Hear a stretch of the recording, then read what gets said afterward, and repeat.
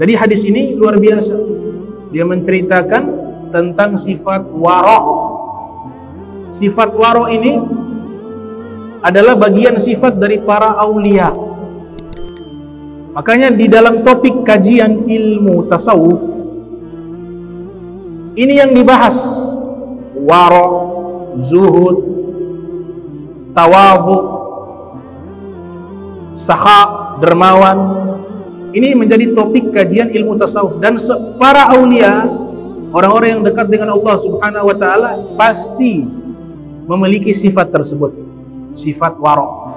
Oleh sebab itu, kalau kita ingin mencari tahu sifat-sifatnya para aulia, Allah Subhanahu wa taala telah mendeskripsikan di dalam Al-Qur'an secara global.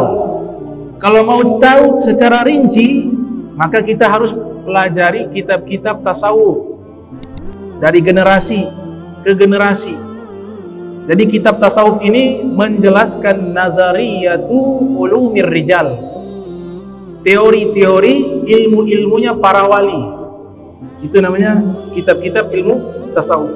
Kalau mau lihat tatbiq ulumir rijal, praktek daripada ilmu-ilmunya para wali, lihat buku biografi seperti kitabnya Al-Imam Asfahani berjudul Hilyatul Auliya wa Tabaqatul Asfiya. Di situ biografi para wali, itu praktek terhadap nilai-nilai tasawuf yang diajarkan oleh Nabi Muhammad SAW.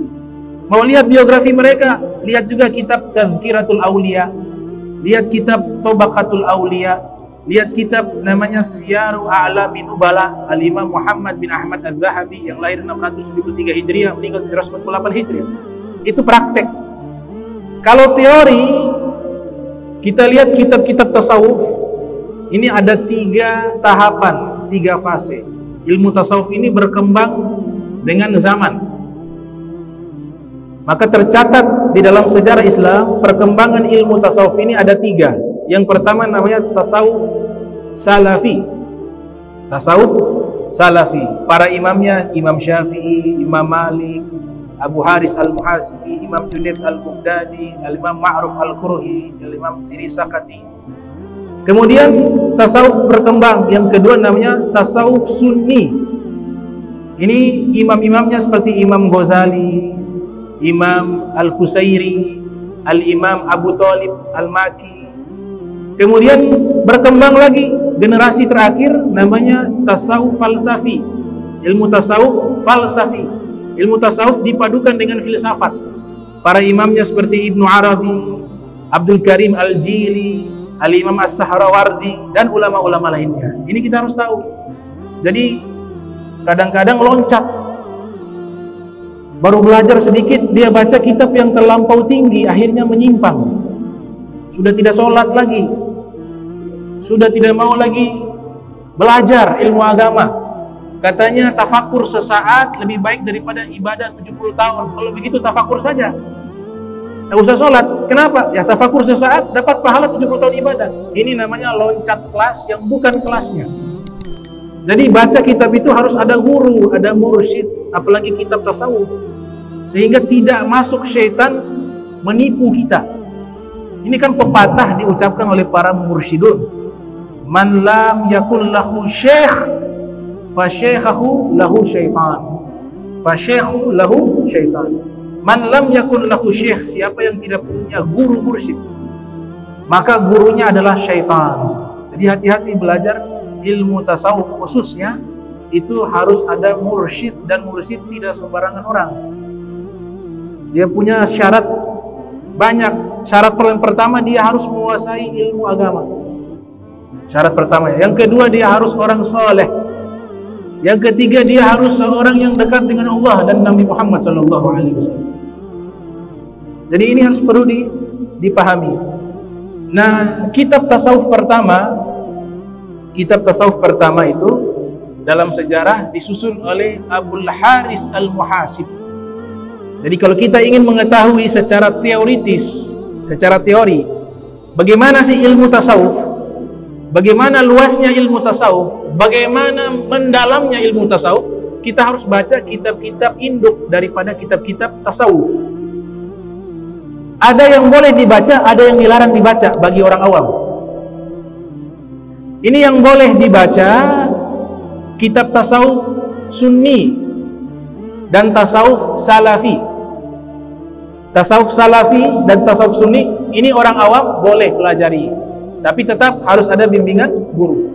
Tapi kalau tasawuf falsafi wajib punya mursyid. Yang orang awam dilarang baca, bukan karena kitabnya tidak bagus, pemahaman kita belum sampai ke situ, akhirnya jadi menyimpang. Kitab tasawuf pertama adalah kitab tasawuf yang disusun oleh Abul Haris Al-Muhasib. Ini adalah salah satu murid Imam Syafi'i rahimahullah. Beliau lahir tahun 170 Hijriah, meninggal tahun 243 Hijriah. Kitab tasawufnya adalah judulnya Al-Inabatu Ilallah. Ini kitab tasawuf pertama. Al-Inabatu Ilallah. Artinya teori-teori tentang ilmu tasawuf dibukukan dalam satu kitab. Itu pertama kali adalah Abul Haris Al-Muhasib, lahir 170, meninggal tahun 348 Hijriah. Dia punya kitab yang pertama Al-Inabatu Ilallah. Yang kedua judulnya Adabu Nafs, adabnya nafsu, adab-adab nafsu. Berkembang waktu, kitab tasawuf berikutnya itu disusun oleh Al-Imam Abdullah Sarraj At-Tusi. Abdullah As-Sarraj At-Tusi.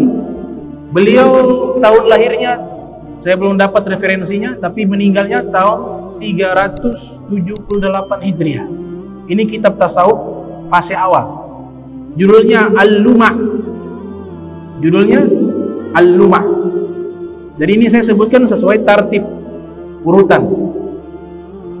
Kemudian berikutnya, kitab tasawuf berikutnya adalah kitab tasawuf judulnya Qutul Qulub.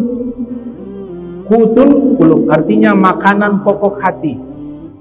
Disusun oleh Imam Muhammad bin Ali Abu Thalib Al-Maki namanya. Beliau tahun lahirnya tidak ditemukan, tapi meninggalnya pada tahun 386 Hijriah. Berikutnya kitab tasawuf judulnya Ar-Risalatu Al-Qusairiyah. Ar-Risalatu Al-Qusairiyah. Ini kitab populer. Kitab ini terkenal. Disusun oleh Al-Imam Abdul Karim Ibnu Huzan Al-Qusairi. Beliau lahir tahun 376 Hijriah, meninggal 465 Hijriah. Berikutnya kitab tasawuf yang populer dan paling banyak dipelajari khususnya dari mazhab ahli sunnati wal jamaah, yaitu kitab tasawuf berjudul Ihya Ulumuddin. Ihya Ulumuddin disusun oleh Al-Imam Abu Hamid Al-Ghazali rahimahullah, yang lahir 450 Hijriah, meninggal 505 Hijriah. Kemudian kitab tasawuf berikutnya berjudul Al-Fathur Rabbani wal Faidur Rahmani, disusun oleh Al-Imam Al-Kutub Syekh Abdul Qadir bin Musa Al-Jailani rahimahullah, yang lahir pada tahun 470 Hijriah, meninggal 561 Hijriah. Berikutnya adalah kitab berjudul Awariful Ma'arif, disusun oleh Imam Suhrawardi. Nama aslinya Umar, lahir 539 Hijriah, meninggal 632 Hijriah. Berikutnya kitab tasawuf yang populer adalah Al-Futuhatul Makkiyah. Al-Futuhatul Makkiyah disusun oleh Al-Imam Muhyiddin Muhammad bin Ali Ibnu Arabi, yang lahir tahun 558 Hijriah, meninggal 638 Hijriah. Berikutnya ada kitab berjudul Al-Hikam At-Ta'iyah, disusun oleh Al-Imam Ahmad bin Muhammad At-Ta'illah, yang lahir 658 Hijriah, meninggal 709 Hijriah. Dan berikutnya ada kitab berjudul Al-Insanul Kamil, disusun oleh Al-Imam Abdul Karim Al-Jili, lahir tahun 782 Hijriah, meninggal 826 Hijriah. Ini kalau mau paham ilmu tasawuf, baca semua ini. Yang dilarang dibaca, yang dilarang itu tasawuf yang berada di abad-abad akhir, yang dilarang dibaca. Seperti kitab Futuhatul Makkiyah Ibnu Arabi, orang awam dilarang baca, takut salah paham.